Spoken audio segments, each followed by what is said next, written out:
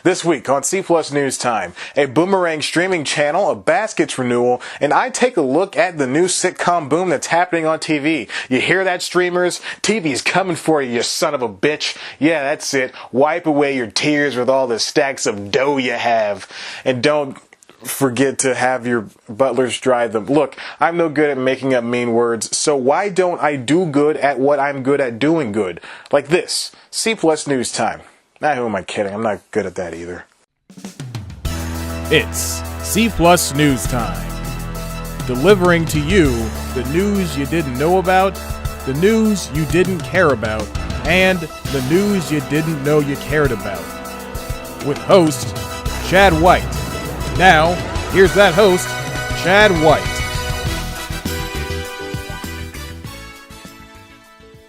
Does anybody else have the Wiggle song Hot Potato stuck in their head too?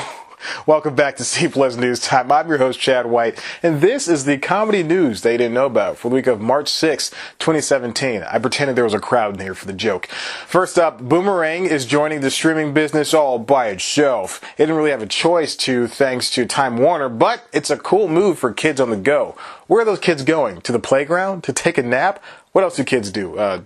Poop pants? Over 5,000 titles will be available on the platform, including shows from Hanna-Barbera, Looney Tunes, and MGM.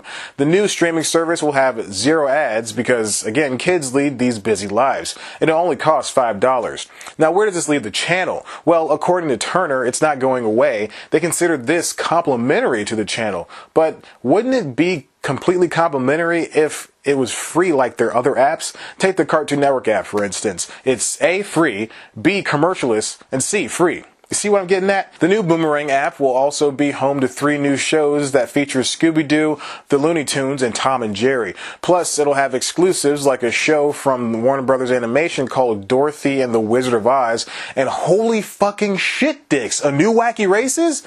Guess who's subscribing? Next up, FX orders more baskets. Zach Galifianakis leads the subversive dramedy about a hapless man trying to be a rodeo clown. You may know the show from its critical praise and the fact that Louis Anderson was nominated and won an Emmy for his role as the main character's mother.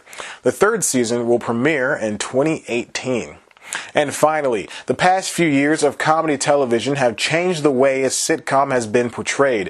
Whether it's the dark, often hilarious truths of Louie or the laugh-out-loud antics from Broad City, it can easily be said that comedy is better off now than it ever was. Back in August of 2016, Variety's Cynthia Littleton wrote a piece about comedy's comeback thanks to new traditional sitcoms that push the envelope. While she profiled Joel McHale in his new show The Great Indoors, a show that I reviewed and was not too fond of, the larger tone of it all suggested that comedy is on an evolving path. If you haven't seen The Great Indoors because you don't want to watch CBS's brand of comedy, then here's the gist of it.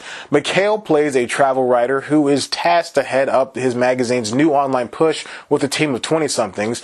The show liberally uses the term millennials, but I honestly fucking hate that word. So McHale went from one of TV's strangest single-camera sitcoms to a fairly safe and predictable multicam. But the actor says that multicams, instead of being forced out of the medium, were joined by other comedy compositions. He cited Gerard Carmichael's poignant Carmichael Show on NBC as one of the reasons that multicam is still relevant. And he's not wrong.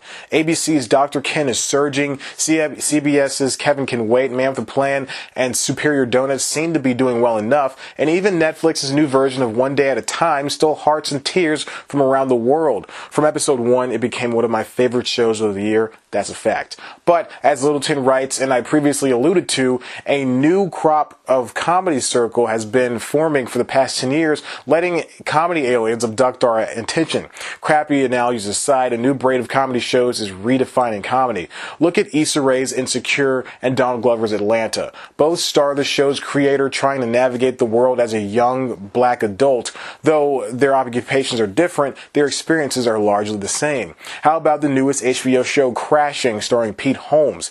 It's about the comedian's early years, a time when he was an evangelical Christian who was cheated on by his wife. Or Fresh Off the Boat, which is about the Asian American experience. Or Amazon's show from Tig Notaro called Juan, Mississippi, that retells the story of the comedian's health issues and simultaneous mother's death. Other than these being autobiographical, these shows have a related theme: drama. Philosopher Patton Oswalt named his 2014 comedy album after the common adage, tragedy plus time equals comedy. Comedians old and very old know this saying well. These shows proved it to be true. They take the saddest elements of life and turn them into funny bits. Of course, there's fatigue with the auto comedy TM genre, but viewers typically find their favorite comic and stick with them. Similarly, there are comedies that are set in our world, dealing with things that we currently deal with as a society. Take Transparent. Amazon's premiere show is advertised as a comedy, yet it carries elements of a heavy drama. And I mean heavy. Some real dark shit goes down, but that's what happens in real life. Until we fix it here, it's going to be in there. As I've been echoing for the past 2 years, FX head John Landgraf stated that there were 454 scripted shows in 2016, after he claimed that, quote, peak TV would end in 2015 with the formerly highest rated 420 shows. The only shows that stand out are the ones that have enough character to make a difference. Littleton wrote that this current TV season saw 119 new comedies. That's shows that made it from pilot and aired across broadcast, cable, and digital. Everybody is taking notice of how streaming is gaining on traditional TV, too. TBS has taken to airing its comedies and marathons, most recently doing so with Search Party over the course of the week of Thanksgiving. Even NBC is tipping its hat at a new way to air shows. The Good Place creator Mike Schur used his allotted 13-episode order to tell a season-long story that outshined its contemporaries. There's a lot of shows out there vying for our attention. Remember, vote with your views. Talk about what you're watching. Engage in a dialogue about why you thought Blackish dealt with the election well, or how much you hated seeing Sky and David break up at the end of the second season of Red Oaks. And most importantly, watch the shows. Views do count in a world where Netflix keeps renewing its not-so-good series. The Ranch. Take it slow, don't binge. Empty that DVR, fill that queue, and get on with it. And that's all the news I have for you for this week on C Plus News Time. Why don't you subscribe and check out one of our other videos? Of course, you can always head to the website cpluscomedy.com, where you got the latest news, reviews, features, interviews, and other good comedy bits that only I can provide you with. Why don't you follow us on Twitter at cpluscomedy, follow me on Twitter at ChadBlackWhite, like us on Facebook, tumble with us on Tumblr, and be sure to always put the stuff in your watch list, because you know what, you're going to find some things, but then sometimes you're not going to be in a mood to want to watch all of Galvin. I mean, come on, who wants to do that in one sitting? Go watch Mad Men.